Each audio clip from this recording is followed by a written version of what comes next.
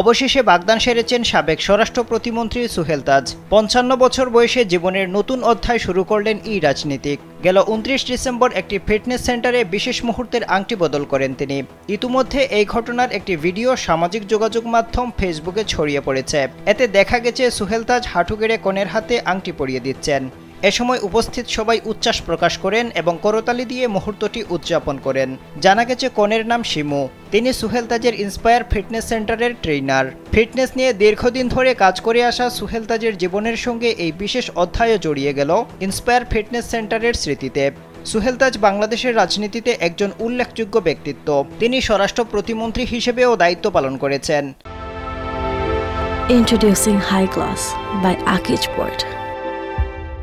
তবে বর্তমানে ফিটনেস নিয়ে সচেতনতা বাড়াতে সক্রিয় ভূমিকা রাখছেন। তার জন্ম ১৯৭০ সালের ৫ জানুয়ারি। তিনি একজন ব্যবসায়ী ও রাজনীতিবিদ। তার আরও একটি পরিচয় আছে। তিনি স্বাধীন বাংলাদেশের প্রথম প্রধানমন্ত্রী তাজউদ্দিন আহমেদের ছেলে। ৫৫ বছর বয়সে জীবনের নতুন অধ্যায় শুরু করায় সুহেল তাজকে অভিনন্দন জানিয়েছেন অনেকেই।